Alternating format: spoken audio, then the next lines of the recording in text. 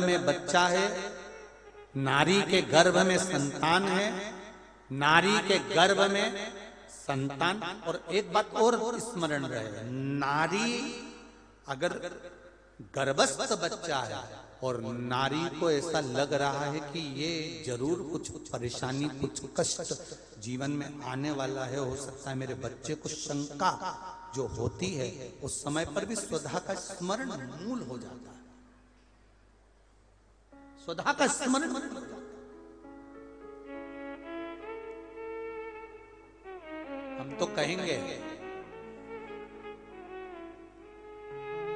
कई लोगों ने भ्रम पैदा कर रखा है, कई लोगों ने भ्रम पैदा कर रखा है। कई महाराज लोग कह देते हैं कि जब गर्भ से नारी रहे तब शंकर भगवान को ना छुए, शिवलिंग का स्पर्श ना करे, शंकर जी को छुए नहीं। ना जाने कौन से महाराज ने कह दिया, एक आध बार मिल जाए तो पकड़ के सी और लिया।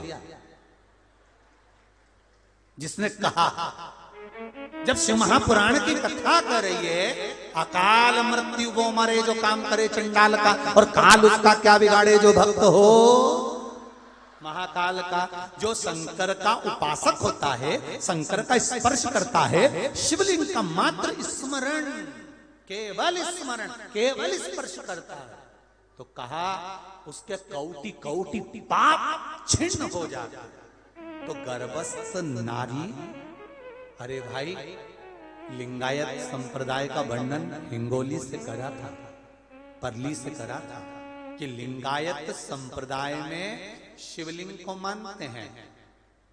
बच्चा गर्भ से जन्म लेता है, मां जब तक बच्चे को दूध नहीं पिलाती, जब तक उसका गुरु मंत्र नहीं हो जाता। उसको लिंगायत संप्रदाय के संत आकर जब तक गुरु मंत्र नहीं दे देते, तब तक नारी उसको दूध तक नहीं पिलाती। यहां तक वर्णन, विचार करिए जरा। तो फिर कौन ने कह दिया कि शंकर भगवान के शिवलिंग को छूना नहीं चाहिए, गर्भवती नारी को स्पर्श नहीं करना चाहिए? और कौन सी पुराण में लिखा है, कौन से शास्त्र में लिखा है? यहां शास्त्र कह रहा है, शिव महापुराण, स्कंद पुराण, लिंग पुराण, नर्मदा पुराण, पद्म पुराण वर्णन करती है। आप दिल से, हृदय से, चित्त से शंकर भगवान की आराधना कर सकते हो। हाँ, नारी अगर गर्भस्थ बालक है और उसको चिंता है, बहुत टेंशन है, और उसके साथ शिव की आराधना कर रही है, तो बाबा के ऊपर एक बेलपत्र भी अगर वो चढ़ा रही है चावल के दाने के साथ, तो ये निश्चित है कि स्वधा उसके गर्भ की रक्षा करती है और बच्चा समाप्त नहीं हो सकता। ये निश्चित है। स्वधा तप करी, साधना करी, और तप साधना कर कर स्वधा के सम्मुख में 3 बेटियां प्रकट हो गई हैं। वो 3 बेटी है महाराज, 3 बेटी प्रकट।